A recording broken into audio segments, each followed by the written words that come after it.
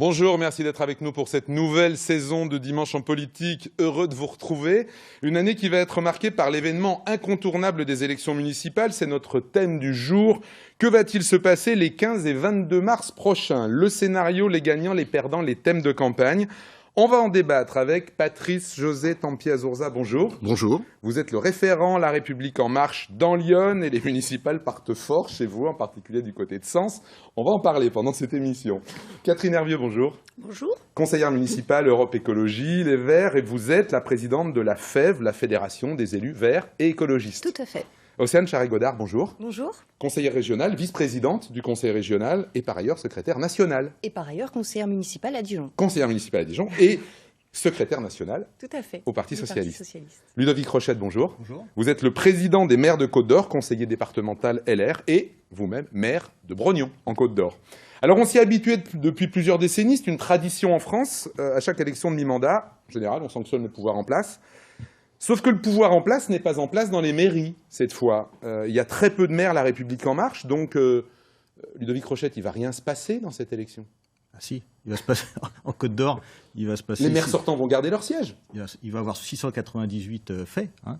Et la question, c'est de savoir où le curseur va se placer entre un dégagisme qu'on pourrait sentir, qu'on a senti l'année dernière, un légitimisme dû à l'élection. Moi, je suis convaincu que ça serait une élection avec la plus grande proximité, telle qu'on n'a pas vu. Les coups de barre, ça serait vraiment une très grosse surprise. C'est d'ailleurs, je pense, ce qu'attendent beaucoup nos habitants, le retour au local. Océane Charret-Godard, le PS n'est pas dans une forme olympique.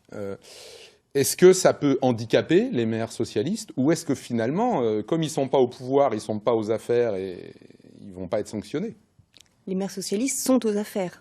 Dans leur ville. Dans leur ville, ils sont aux affaires et ça fonctionne. Moi, je voudrais juste... Mais on se souvient du vote sanction qu'il y avait eu sous le quinquennat Hollande pour les maires. Je voulais parler de cette petite musique de fond, vote sanction, dégagisme, les partis sont tous les mêmes, droite-gauche, c'est pareil. Non, c'est pas pareil. En Marche, LR, oui, c'est pareil, ça je peux l'entendre. Cette petite musique, pourquoi elle est dangereuse en fait? Elle est dangereuse parce que je crois que les partis incarnent la démocratie et si on continue avec cette petite musique, en fait, ça appauvrit le débat d'idées. Ça devient le règne finalement de la politique spectacle et ça devient une démocratie médiatique, sondagière, comme on peut le voir avec En Marche aujourd'hui. Donc très sérieusement, arrêtons avec ces a priori et regardons l'état de la politique en France aujourd'hui. Il y a un bloc d'extrême droite, 30%. Il y a un bloc de droite, dont le président est Emmanuel Macron, 30%.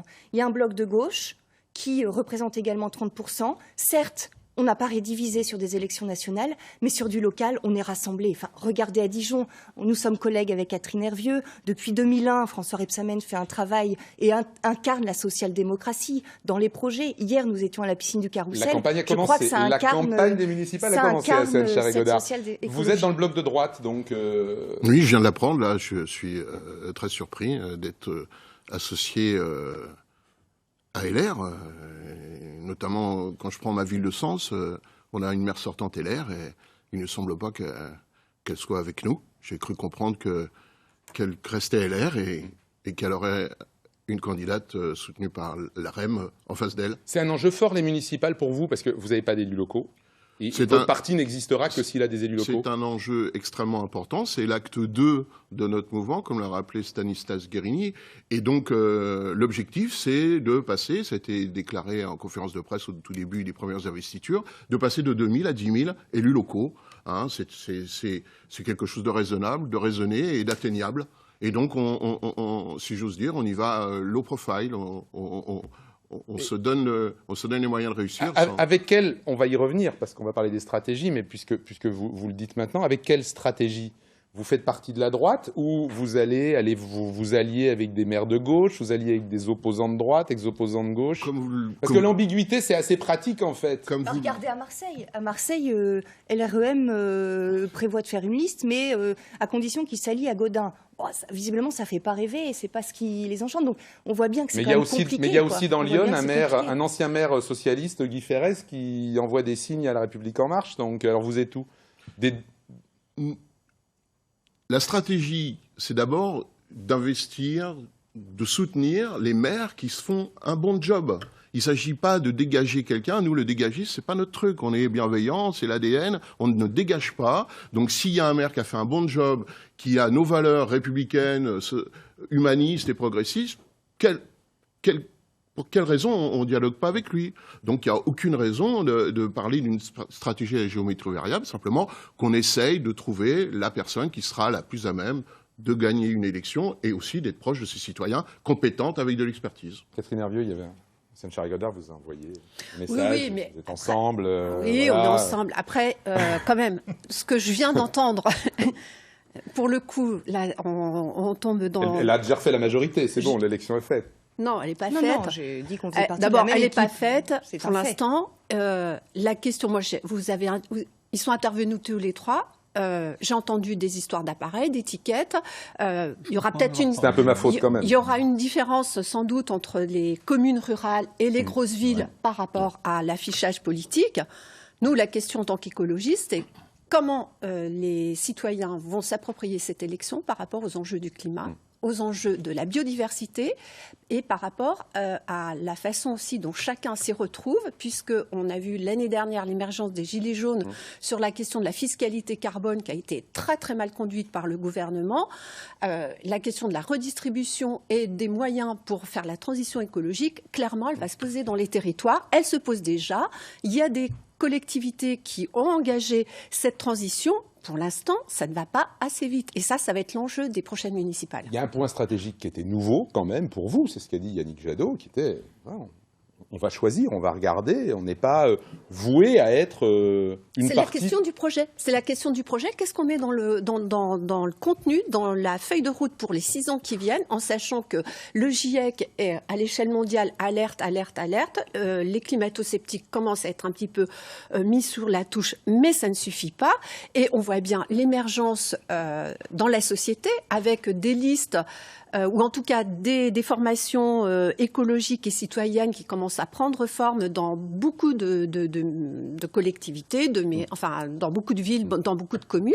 Et cette aspiration-là, il va falloir aussi que les candidats, les leaders, en tiennent compte sous une forme ou sous une autre. En fait, donc on verra la de stratégie. l'émission, hein, Mais tout à fait. Vous vouliez réagir, Ludovic Rocher? Oui, moi, je ne suis pas spécialiste de la politique de Marseille, comme Madame Charry-Godard. En Côte d'Or, en tout cas, ce qu'on fait dans les communes, ce qu'on essaie de faire au département, ce qui se fait d'ailleurs dans la région de Xavier Bertrand, c'est entre deux digues, l'extrême gauche, l'extrême droite, de savoir si on peut trouver une entente entre des femmes, des hommes qui ont envie de porter un projet commun.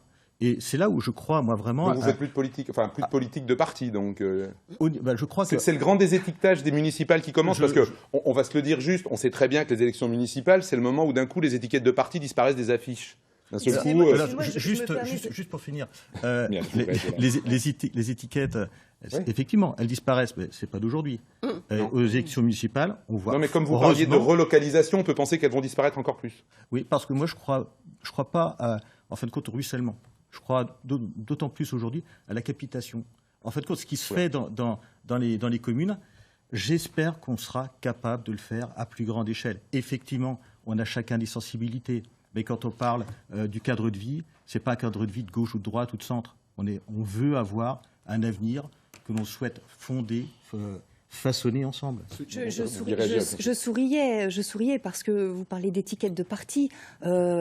Pardon, mais vous êtes comptable aussi de la politique de département. Quand vous arrêtez de manière arbitraire une subvention pour l'opéra de 50 000 €, pour la Vapeur, qui est une scène de musique actuelle à Dijon, de 50 000 €, sous prétexte que ça ne bénéficierait qu'aux Dijonnais, ce qui est complètement faux, puisqu'il y a plus de 15% d'habitants de Côte d'Or qui viennent, et ces infrastructures et cette culture, cette accession à la culture, ça bénéficie à tous les habitants. Pardonnez-moi, mais là, c'est de la politique politicienne que vous faites, puisqu'on a l'impression que Dijon ne fait pas partie de la Côte d'Or. Alors, c'est peut-être un scoop, vous le relayerez au président du département. Dijon, les Dijonnais sont côte-d'oriens, donc doivent aussi bénéficier des subventions du département. C'est pas votre point de vue. Donc, non, mais on voit bien. Tout à fait. Non, mais là, non, ce sont en des revanche, faits. on voit bien la ligne de fracture où des vous souhaitez, vous, une élection municipale qui soit politique.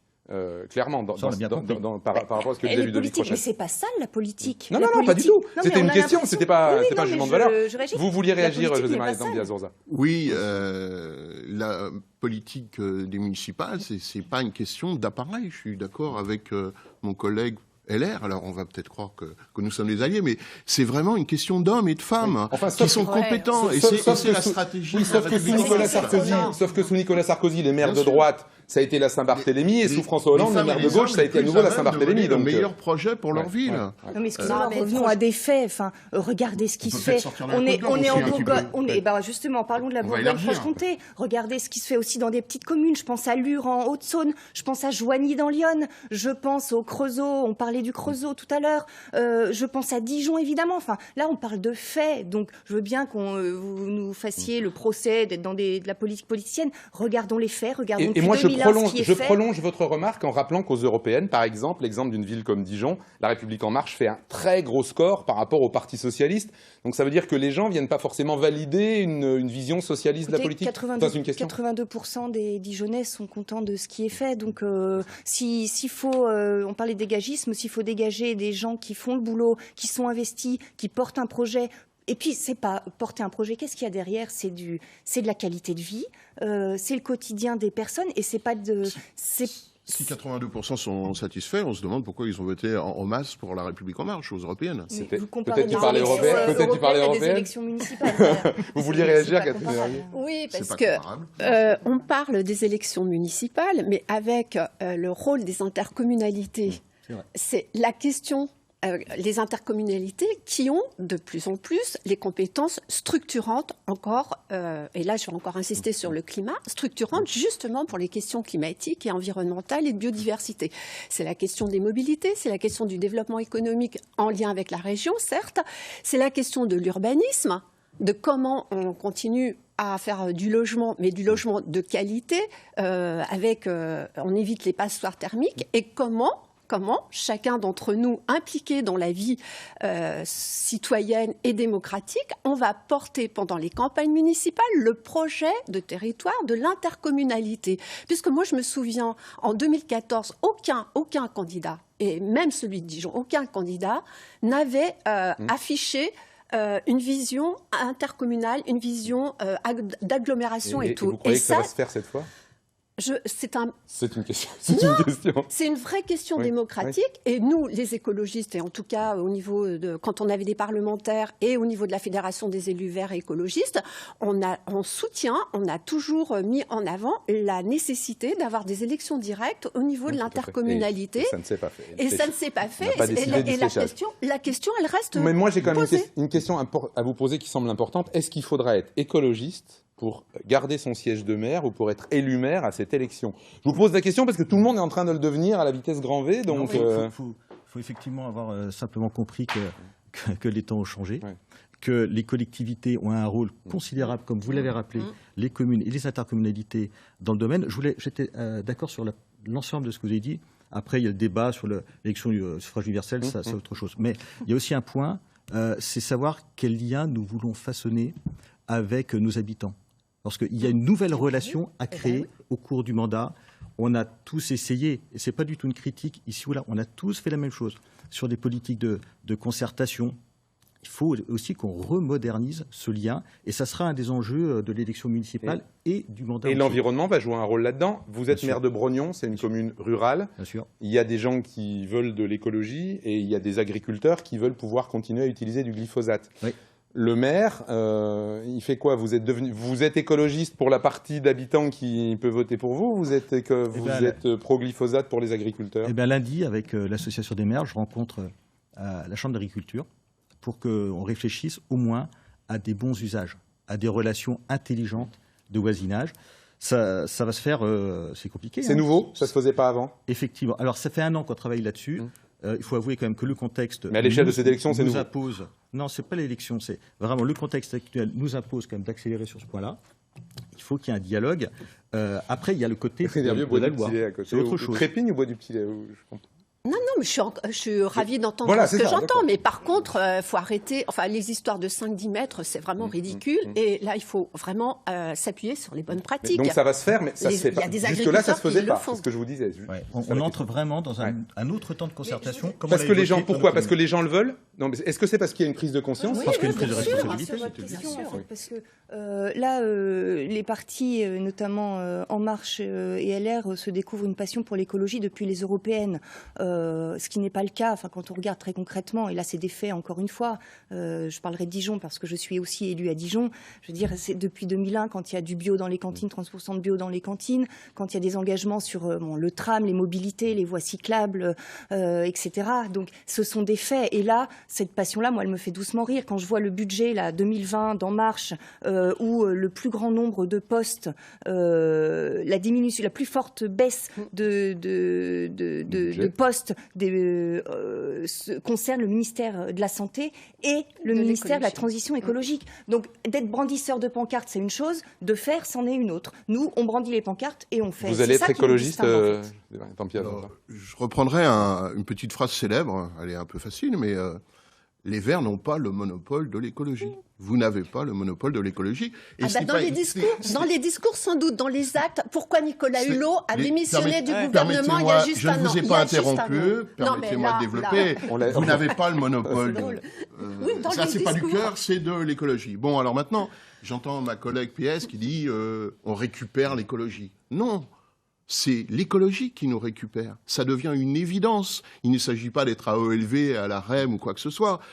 L'écologie fait partie de notre quotidien maintenant. Je prends une génération, j'ai des enfants de 20-30 ans. Ils sont ni verts, ni REM, ni quoi que ce soit. Ils sont écolos dans l'âme, dans leur quotidien. Et nous, à La République En Marche, on a une écologie du quotidien, des choses très pragmatiques. Et du quotidien, c'est un peu l'écologie de droite, ça, non? Celle de... Pourquoi? Non, mais parce que c'était ce qu'on opposait à l'écologie beaucoup plus... Oui, une écologie mots, raisonnable et raisonnée. Quand on est aux manettes, on s'aperçoit de quoi? Que c'est beaucoup plus difficile qu'on ne croit. On prend Nicolas Hulot, qui nous avait rejoint. On ne peut pas l'entacher de dire que c'est pas un écolo. Hein. Il a trouvé... Il pensait qu'on lui mettait les bâtons dans les roues. Mais non, c'est trop. Cette roue qu'il avait, il s'est rendu compte qu'elle était beaucoup plus difficile et beaucoup plus lente à avancer. Il ne faut pas... Quand nos candidats, ils veulent être investis, il y a 10 engagements. Il y en a un sur la transition écologique. Alors maintenant, dans transition écologique, il y a quoi? Il y a transition. Et ça veut dire quoi, transition? Ça veut dire un certain temps pour passer d'un État à un autre. Donc, les incantations, quand on est dans la politique, c'est très facile. Mais je suis très curieux de voir comment... Puis le bilan PS écolo, elle m'a parlé de Dijon, ma collègue, mais le bilan écolo de PS, c'est quand même... ça fait sourire. Je me suis moqué de l'écologie de droite avec La République En Marche. Vous m'autorisez à me moquer de la social-écologie qui vient d'apparaître au Parti Socialiste à peu près vous avez le droit, allez-y. depuis 6 mois. Elle a parlé de Dijon. Non, mais parce que c'est vrai aussi. nationale, La social-écologie, la nouvelle définition du Parti Socialiste, c'est très récent aussi. Ça veut dire que vous êtes tous en train de tenir compte des 13% d'Europe Écologie aux européennes? Non. On tient compte. Il faisait 16 en 2009. 13,5, pardonnez-moi. Parler d'un énorme sursaut. Mais on tient compte. On veut faire de ce sujet qui est grave, parce que, Catherine, tu parlais du rapport du GIEC notamment, c'est dramatique. Donc on veut en faire un sujet d'étiquette politique, de récupération. Je pense qu'il faut dépasser ça et regarder ce qui se fait. Donc après, social, écologie, etc. Moi, je vous propose de regarder dans les villes. Je parle de Dijon parce que c'est celle que je connais le mieux, puisque je suis dans les villes et dans les campagnes. Ça risque d'être différent dans les villes, dans les campagnes quand même. Mais regardons ce qui se fait. Et là, c'est pas on brandit pas les pancartes une fois de plus. C'est plus un dogme. L'écologie n'est plus un dogme. Donc on revient sur notre idée que le bilan des maires, leur travail et leur projet va peser très lourd dans cette élection, peut-être plus que les politiques nationales. Le Parti socialiste, il se nourrit aussi de ce qui se fait dans les territoires, parce que contrairement à En Marche, on part de ce qui se passe dans les territoires, on écoute, on a une méthode attentive aussi, on fait attention, on écoute les gens, on écoute les élus, donc on voit bien ce qui fonctionne et que la responsabilité que nous avons sur l'environnement, la responsabilité que nous avons sur les défis environnementaux, ça passe par les territoires, par des transformations, par des arrêtés anti-glyphosate, par exemple. Catherine, les canicules, la chaleur, les choses comme ça. Voilà, on est à un virage, on est à un tournant. La transition, on peut l'imaginer sur 200 ans. Nous, en tant qu'écologistes et pas dogmatiques, on dit c'est tout de suite, c'est maintenant. Parce qu'on sait, les solutions, on les a. En matière agricole, on voit le poids des lobbies qui existent autour des pesticides de synthèse, à l'échelle mondiale, à l'échelle européenne. Sauf que si on s'appuyait sur le territoire, et là, pour le coup, on en connaît, vous en connaissez peut-être plus que moi même, sur l'ensemble de la Côte d'Or, c'est les producteurs qui sont déjà sur des pratiques en bio et qui, alors, on s'appuie sur les bonnes pratiques pour les généraliser et on accompagne les producteurs. Après, la différence entre les discours et la question de la crédibilité concrète, elle va passer par les budgets climatiques qu'il faut qu'on instaure dans toutes les municipalités, qu'elles soient toutes petites ou qu'elles soient des grosses métropoles. Au moment du budget, ce sont des budgets climatiques. Pas 1 euro doit aller à la fuite en avant sur les énergies fossiles. Dans vos discussions, dans vos choix de stratégie, ça va rentrer en ligne de compte. Forcément. Oui, des budgets climatiques dans les petites communes de Côte d'Or. Il y a 2 choses. Il y a la commune, mais aussi, comme vous l'avez dit, Madame Hervieux, l'intercommunalité. Et effectivement, il y a la métropole. En Côte d'Or, il y a 19 EPCI, des intercommunalités. Chacune, elles sont de gauche, de droite, apolitiques. Chacune ont, au cours du mandat, essayé de déployer des politiques environnementales. Ça va être un enjeu du prochain mandat. Et puis deuxième chose, le président des maires de Côte d'Or est œcuménique. Chacune. Et puis deuxième chose, toujours dans cet aspect un peu de rassemblement, il faut que les territoires discutent entre eux, sans agressivité. Bien. Ma collègue parlait des pesticides de synthèse. La République en marche s'est engagée à les diminuer par 2 à l'horizon 2022. 2021 même. Oui, il y a des on ne peut pas dire que la République en marche n'a pas un programme assez ambitieux. Alors on parle des budgets. C'est pourquoi ça n'a pas été inscrit dans la loi. Mais s'il n'y a plus personne pour bosser au ministère de la Transition écologique, ça va être compliqué d'appliquer ce que vous avez prévu. Je ne sais pas s'il n'y a plus personne, mais pour le moment, il y a quand même un ministre qui est maintenant en charge uniquement de ça. On aura compris que l'environnement va être une question centrale. Il y avait une autre question, il nous reste 5 minutes, on peut se la poser. La question, c'est le dégagisme. Il y a eu cette tendance, vous avez réagi vivement tout à l'heure au début d'émission là-dessus, accentuée par le mouvement des Gilets jaunes, qui a une forte, qui a exercé une forte pression aussi sur les élus, sur les politiques, en demandant de nouveaux comportements démocratiques. Est-ce qu'on va se diriger? Il y a eu un sondage Opinionway récent sur ces municipales dans lequel, alors on en parlait tout à l'heure, il y a des signes très contraires, très antagonistes sur cette élection. 71% des sondés disaient vouloir désigner une personne issue de la société civile plutôt qu'une personne appartenant à un parti pour ces élections. Est-ce que ça vous semble plausible? Est-ce qu'il y a une volonté de changer ou pas, ce qui irait à l'encontre de ce qu'on disait tout à l'heure sur les partis? Vous voyez ça comment, vous? Ça semble très plausible, puisque beaucoup sont issus à La République En Marche et votre serviteur de la société civile. Donc c'est quelque chose qui était l'ADN d'En Marche quand ça a été créé, c'était faire appel à la société civile pour renouveler les visages, pour renouveler les comportements et renouveler les projets. Donc c'est quelque chose tout à fait plausible. Entre l'image que l'on a de la fonction municipale et la réalité. Là, je répète, ce phénomène de capitation qui se fait dans nos communes, qu'on soit en ville, qu'on soit dans une petite commune, on n'est pas élu LR, En Marche, PS ou Vert. On l'est dans les grandes villes. Peut-être. On l'est dans les grandes villes. Prenons l'exemple du maire, on parlait du maire de Chalon-sur-Saône, qui porte-parole de Laurent Wauquiez, qui s'engage sur le menu des cantines. C'est extrêmement politique. Peut-être que ce qui se passe dans les petites communes va enfin pouvoir se déployer dans des agglomérations, dans des communes. Tout à l'heure, je vous parlais du curseur entre le dégagisme et le légitimisme. Le maire est l'élu préféré actuellement. Et la fonction et le corpus est en train de changer. Là, en Côte d'Or, on peut parler de parité. 57% des nouveaux maires depuis 2014 sont des femmes. Il se passe quelque chose. La commune, elle est cette chose fondamentale, mais elle suit aussi actuellement ce qui se passe dans la société. Oui, enfin,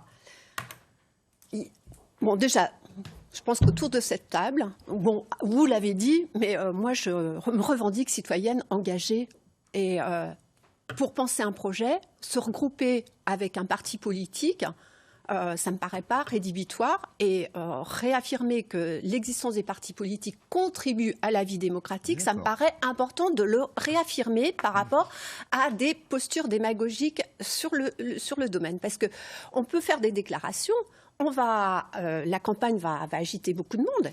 Mais après, une fois l'élection passée, il y a 6 ans de boulot. Et 6 ans de boulot pour le climat, pour l'écologie et pour les solidarités, parce que c'est ça aussi qu'il ne faut pas oublier, que tout le monde s'y retrouve par rapport à la transition écologique. Maintenant, Plus de 3 autres compétences municipales aussi, on peut rajouter. Ah oui, oui, tout à fait, tout à fait. Et la mobilité. Mettez tout ce que vous voulez.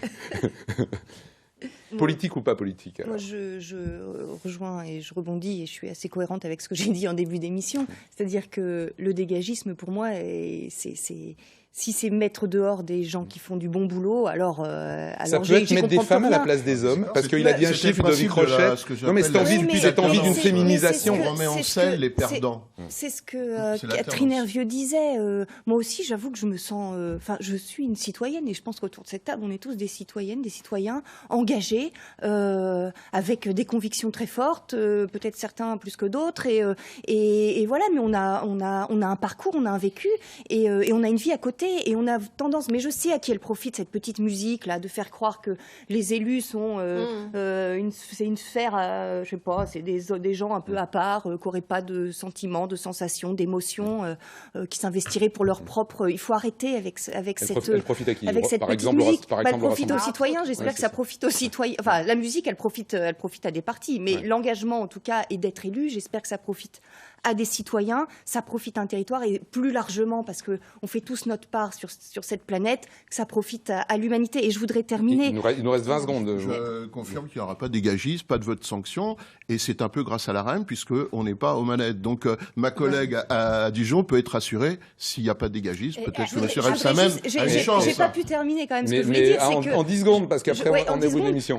Quand même, il faut quand même dire qu'être engagé, ça passe aussi...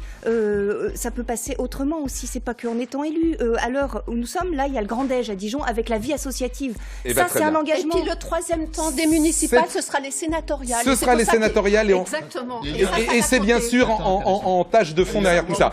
Merci à tous les 4. C'est la fin de ce débat. Il faut s'arrêter, mais ça nous dit que les municipales vont être intéressantes, agitées et fournies. Bon dimanche, merci. Merci à tous les 4. Au revoir.